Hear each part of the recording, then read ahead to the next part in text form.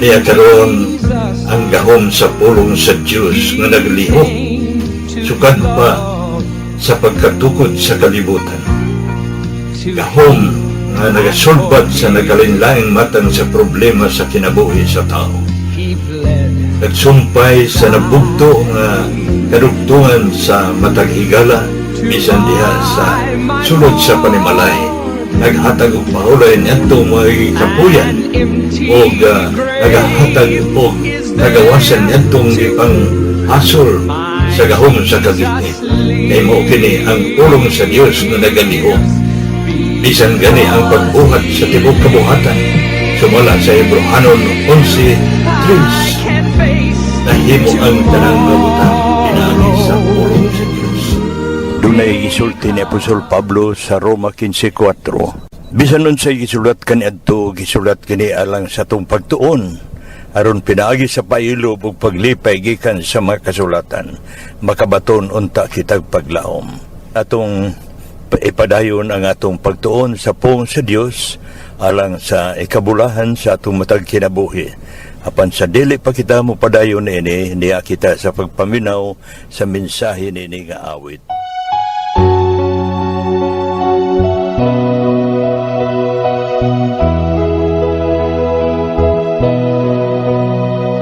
Atong kinabuhi matahon sama sa buyan, musidlak sama sa adlaw sa sayong kabuntagon. Apan dili kayon kay hinulaman lamang. Ato lang hinumduman ang magbubuhat sa tanan, kay siya nagantos man sa krus. Nagpakamatay siya sa atong sala tungod sa dako niyang gugma. Ang atong kinabuhi lumalabay lamang, dinhining kalibutan mahanaw dawason,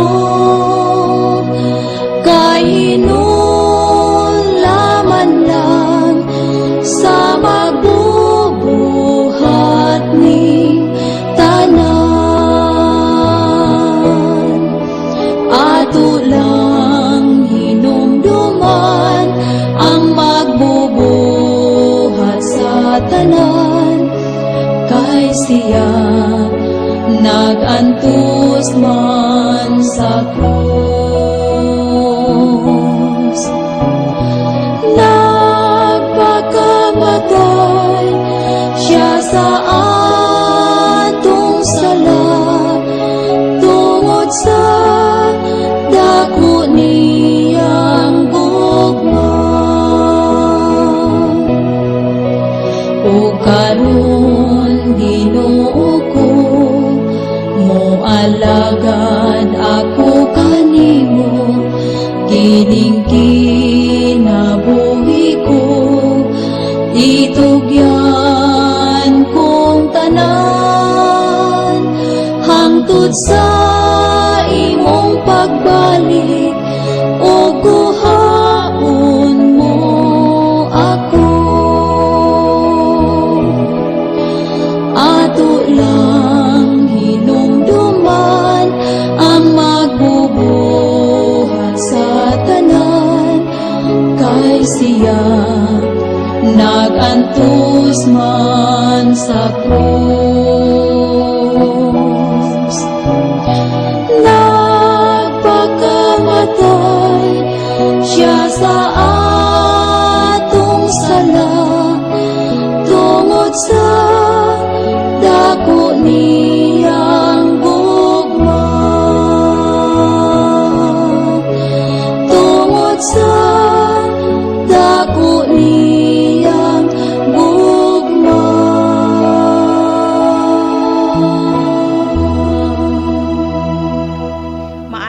Buntag sa tanan, salamat sa atong Ginoo sa iyang pagtugot kanato sa lain usab nga adlaw ug semana.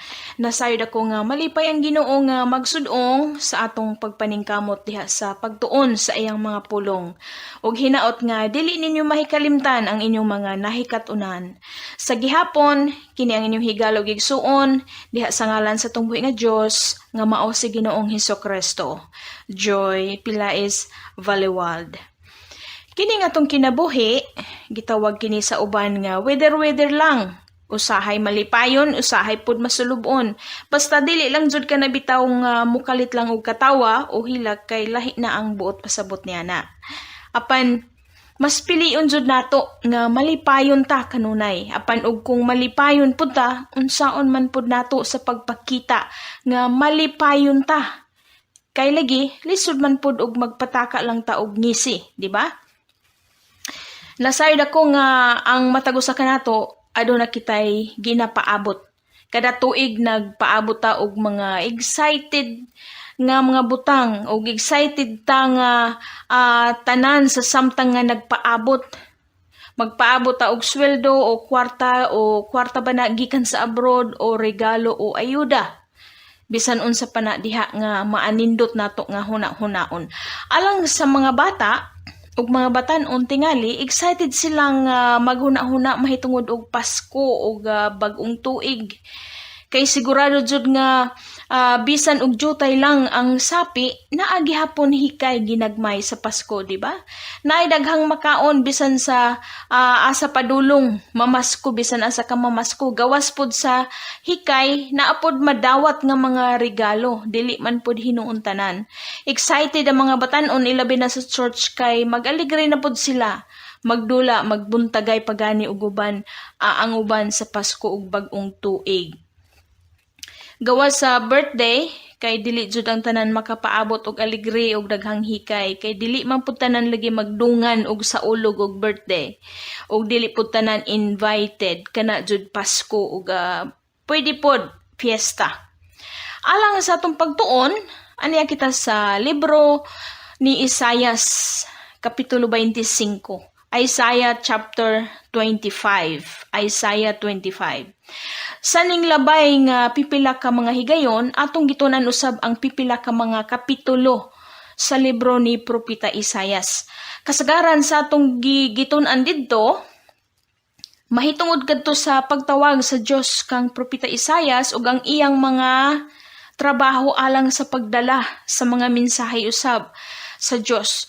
Ug ang mga mensahe sa Dios nga gidala ni Propeta Isaias, mga mensahe nga mahitungod sa silot ug paghukom sa mga Israelitas o mga Hudyo tungod sa ilang pagkamasupilon sa sugo ug mando sa Dios.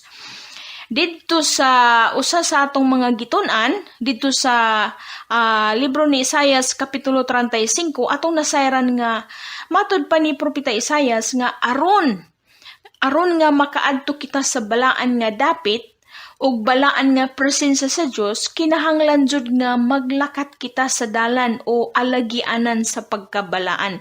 Ug aron usab nga makaagi kita o makalakat sa dalan o alagianan nga pagkabalaan, kinahanglan pod nga magpakabalaan ta.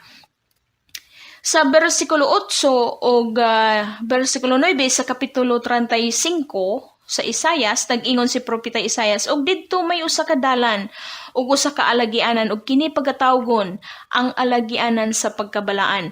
Ang mahugaw dili moagi sa ibabaw niini, apan kini maila sa mga linuwas nga maglalakaw nga mga tawo. Oo, ang mga hungog dili mga sayop sa sulod niini. Walay liyon nga maadto didto. Ni bisan unsa nga manunukob nga mga mananap moadto dito. Sila dili hipalgan dito, apan ang mga linuwas magalakaw dito. Buot pasabot nga ang mga daotan og mga buang dili jud sila makaagi, dili sila makalakat niini nga dalan, ang dalan sa pagkabalaan, meaning dili jud sila mahisagol og dili makaduol sa Dios, og wala sila luna o dapit nga kabutangan didto. Off limits jud sila. So, sa laktod nga pagkasulti, nga ang dalan padulong sa kaluwasan mao man jud ang dalan sa pagkabalaan diha kang Kristo Hesus lamang. Pinaagi lamang kang Ginoong Hesus Kristo ug wala nay lain pa. Sa Ebanghelyo ni Juan kapitulo 14 bersikulo 6 nag-ingon si Ginoong Hesus mismo, ako mao ang dalan ug ang kamatuoran ug ang kinabuhi. Walay bisan kinsa nga makaabot sa amahan kundili pinaagi kanako. So din sa kapitulo 25 sa libro ni Propeta Isaiah sa atong teksto karon usa kini ka selebrasyon sa kalipay. Okay? Usa kini ka awit kining kapitulo 25 usa kini ka awit sa pagdaig ug pagpasalamat. Actually, ang kapitulo 24 hangtod sa kapitulo 27 kanunay kini sila nga gi-consider ingon nga apokalipsis kini ni Propeta Isaias. Gitawag kini sila ang kapitulo 24 hangtod 27 nga mga apokalipsis tungod kay naghisgot kining kapitulo 24 ngadto 27 mahitungod sa mga panghitabo nga umalabot pa lamang o future events. Again, between ni Isaias ug ni Ginoong Hesus adunay 700 years ang ilang agwat.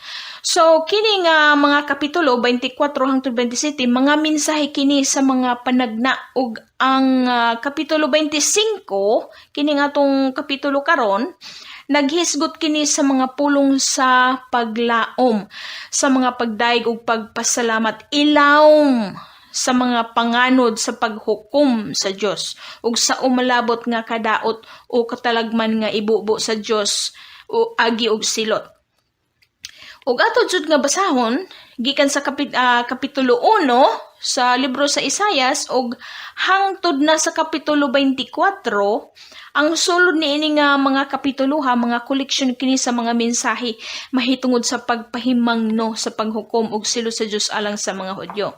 Apan dinhi sa kapitulo 25 medyo makapahulay ta og basa gikan sa mga hukom ug silot sa Dios kay lagi ang sulod nining kapituluha, kini nga kapitulo 25, atong teksto karon, naghisgot kini sa paglaom, pagdaig, ug pagpasalamat ngadto sa Dios.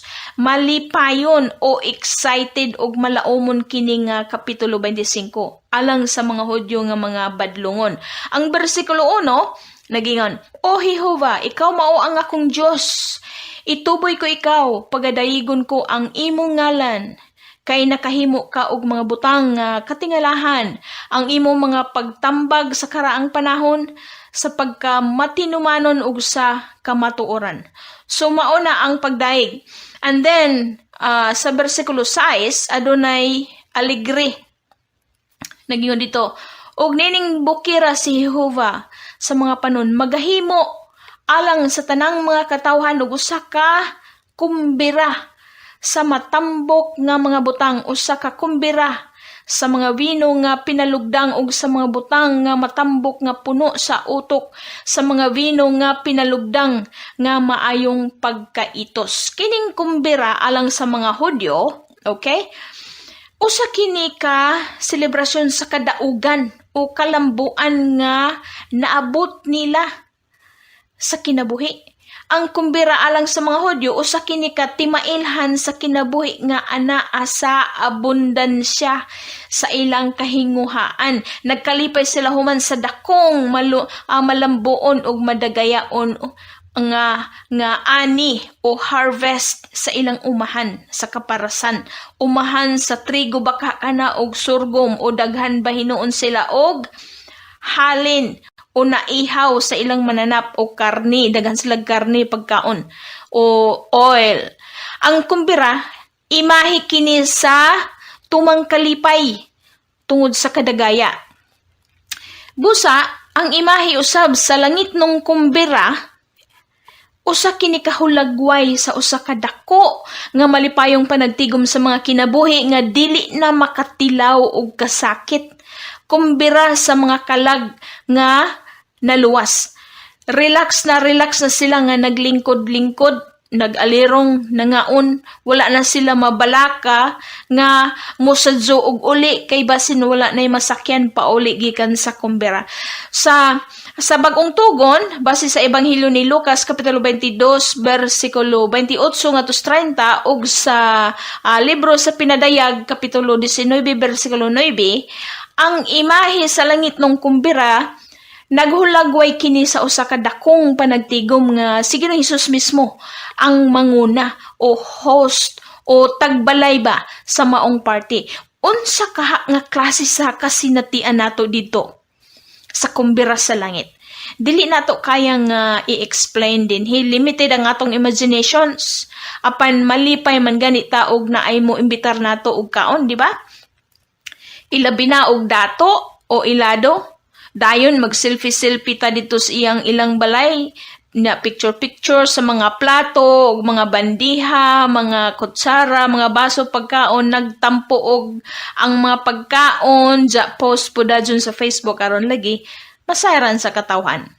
Basta reminder lang ning ako, nga og naagani mo imbitar nimo og kaon, adjaw in town palabi og tapunog ang imong plato, dili di ay nimo kaya nga mahurot. Huna-hunaa ang ubang tao kay aron na apay mahibilin nga pagkaon para sa uban nga mga bisita. Magbaton kita og maayo og hipno nga pamatasan og gawi samtang ana kita sa laing balay. Dili sama sa pamatasan sa baboy o iro. Bitaw. Og ayaw kalimot sa pagpasalamat pinaagi sa paghugas sa mga kaldero og kaha mga plato. Adjaw pamutos og pagkaon. Og kung wala ka sultii sa tagbalay, ngilad ka na nga mamutos og pagkaon. Og dili lang ngilad, kawat ka na. Dili ka na Kristohanon nga gawi o pamatasan. Sa kadaghan sa kagubot dinhi sa kalibutan ug sa kadaghan sa kaguliyang ug kalisod dinhing kalibutan na pagkaanindot bahon ang hunaon nato nga didto unya sa dako og langit ng kumbera, makalingkod budta, mag-alirong kitang tanan kauban ang atong mga higala ug mga hinigugma, imong kanhi maestra, kanhi nimong silingan, mga manulunda og labaw na sa tanan si Ginoong Hesus nga mao ang hari sa mga hari ug Dios sa mga Dios. Mga igsoon kog higala, kanus aman ka nakahinuktok og nangandoy mahitungod dining dako nga langit ng kumbira nga giandam sa Dios. Di ba kada tuig ilabi na sugod sa bulan sa Mayo hangtod sa bulan sa Agosto naay daghang fiesta nga pwedeng kapilian kung asa mo gusto mamista, di ba? Adto kaganahan mamista sa imong igagaw nga kanunay mo uli gikan sa abroad kay lagi naay daghan og hikay, buras ka jud og hikay. Dili pud kaganahan mamista sa imong izaan kay kanunay ka pahugason sa mga kaha ug kaldero.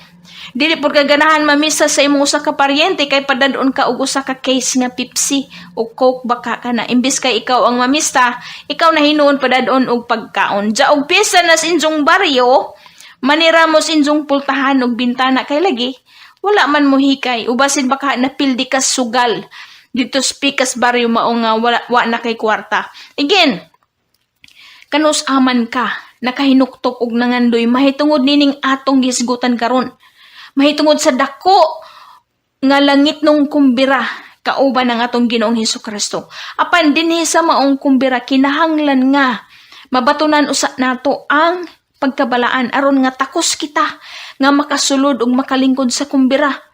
Ang mga makasasala, ang mga malapason ug ang mga duhay agalon, duhay kasing-kasing dili makaapil sa dakong kumbira sa langit nga giandam sa Dios. Ug hinumduman nato kini nga kung ang Dios na gani ang muhukom sa mga makasasala, dili ang Dios mo pili pinaagi sa kahimtang o klase sa tawo kadato o ilado baka kana o kagwapo kagwapa. Dili ingon ni ana. Ang tanan nga misupil ug ang tanan nga nagpalibong-libong sa sugo ug mando sa Dios, pagasilutan sa Dios nga walay pili. Ug nagyutay lang ang makalingkawas o makalahutay sa silot sa Dios. Ug ang mga matarong makaikya sila sa Dios. Makaikya sila sa silot sa Dios tungod kay hagdawon o kuhaon usa silang daan sa Dios, usa nga mububo ang Dios sa iyang silot. So asa man diha ang atong gusto, magmatngon kitang daan karon o mo take chances nga walay siguro. Dinhi sa kapitulo 25 Aduna usab tutulo ka mga panaad ang Dios nga iyang gihatag alang sa iyang mga katawhan sa mga Hudyo. Ato ka nang makita sa bersikulo 7 ug 8. Ug kini nga mga panaad sa Dios alang usab kini kanatong tanan nga nagatuo og nagsunod sa sugo ug mando sa atong Ginoo. Ato usab kini nga madawat. Una nga saad sa bersikulo 7 giingon dito nga pagagubon sa Dios ang takuban nga nagatabon sa mga katawhan. Nagpasabot kini nga gubon ug tangtangon sa Dios ang kangitngit sa buhat sa sala ug kamatayon ug ang kangitngit sa pagbuhat sa mga rituals nga naggapos sa mga tao ug nagtabon ibabaw sa tanang binuhat nga may kinabuhi. Ug nga giguba na kini nga kangitngit sa sala pinaagi sa trabaho ni Ginoong Hesus. Gitangtang na kining takuban sa kangitngit sa sala pinaagi sa mga pulong ug trabaho ni Ginoong Hesus. Pinaagi sa iyang kamatayon dito sa krus Kalbaryo. Ikaduha nga saad sa bersikulo 8 nagingon dito gilamoy niya o ang Dios, gilamoy sa Dios, gilamoy niya ang kamatayon hangtod sa walay katapusan. Pulungon sa Dios ang kamatayon o tuldukan sa Dios ang kamatayon pinaagi usab sa kamatayon ni Ginoong Hesus dito sa krus sa Kalbaryo og wala na'y gahom ang kamatayon pinaagi sa pagkabuhi o pagkabanhaw ni Ginoong Hesus gikan sa mga minatay. Ato ka na mabasa sa Hebrehanon kapitulo 2 bersikulo 9 ngadto sa 14 o 1 Korinto kapitulo 15 bersikulo 50 ngadto sa 58 og pinadayag kapitulo 21 bersikulo 4. Ang ikatulo nga saad nga dinhi sa bersikulo 8 bersikulo 8 gihapon nagingon og ang kaulaw sa iyang katawhan pagakuhaon niya pagakuhaon sa Dios gikan sa halayo sa tibuok nga yuta. Moabot ang panahon nga mawagtang na og mga matay na ang mga manglulutos, mga mabiay-biayon sa mga magtotoo og tagasunod ni Kristo. Moabot ang panahon nga magmalinawon ang iglesia sa Ginoo ang iyang mga katawhan ug nga ang Ginoo magapasiugda sa dakong kumbira alang sa iyang mga pinili nga mga matarong ug kadto sila nga nakalahutay hangtod sa katapusang mga adlaw. Pulongon ug sayo ug pahilumon sa Ginoo ang kinabuhi sa mga dautan ug lugwayan sa Ginoo ang kinabuhi sa mga matarong. Mga igsoon kog higala, ang Dios nagsaad sa mga matarong nga iyang hatagan sila sa kahupayan ug kalinaw ug pahilumon sa Dios ang kaaway sa mga matarong ug ugaling adunay nagbugal-bugal nimo tungod sa imong pagtuo sa Ginoo, sagdi lang. Kay pahilumon ra na sila sa Ginoo. Ang Ginoo na ang bahala og unsay angay niyang buhaton alang kanila nga manglulutos og mabiay-biayon. Ug ang Dios usab nagsaad sa dakong kumbira tungod sa dakong kadaugan ug ang tanang mga matarong makatambong ug mag-alirong sa lamisa kauban ang atong manluluwas nga si Ginoong Hesukristo nga madaugong nabanhaw gikan sa mga minatay.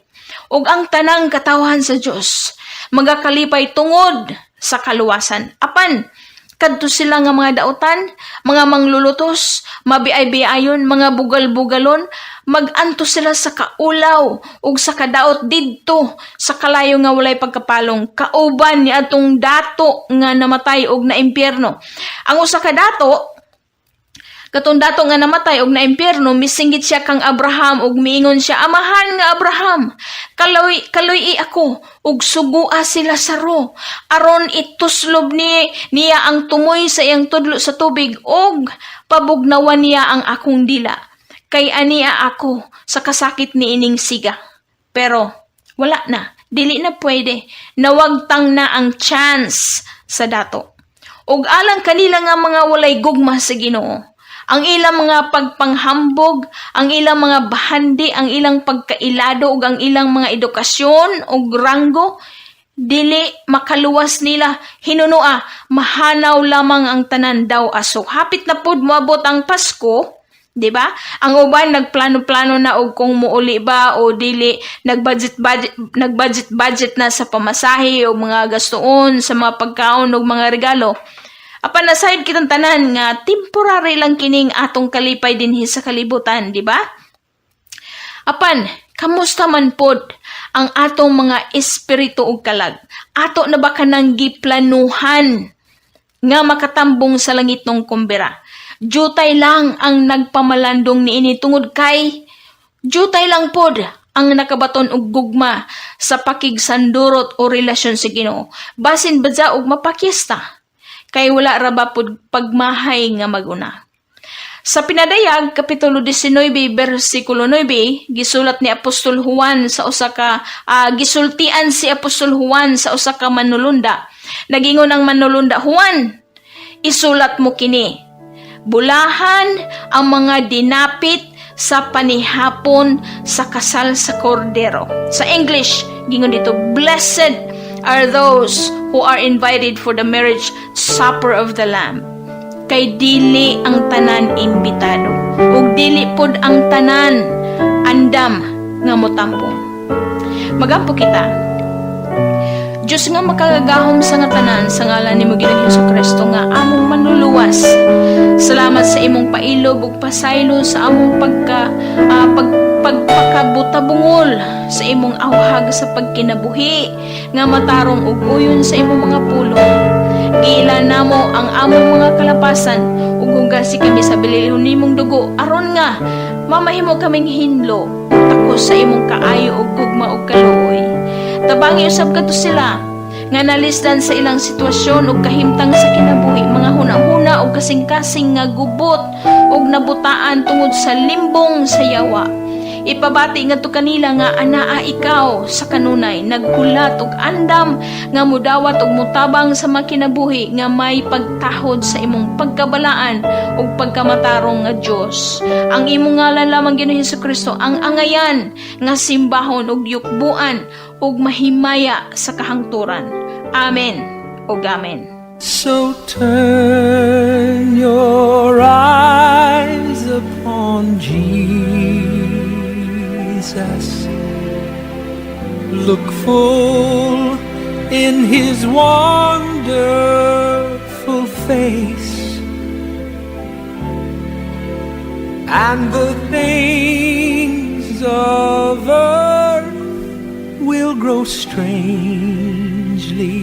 dim in the light of His glory. Mga kaigalaan o mga kaigsuran, alang kaninyo nga walay higop ang kaibado kung hain kita niini nga nagapagawas sa mensahe ang among dapit God's Miracle Revival Center San Agustin Tomas Opo sa Dirlete.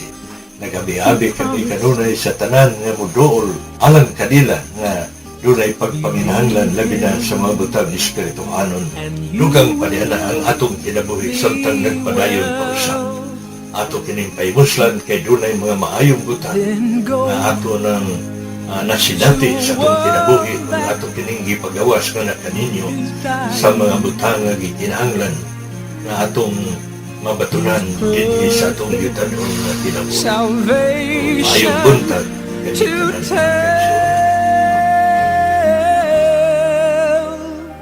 Just turn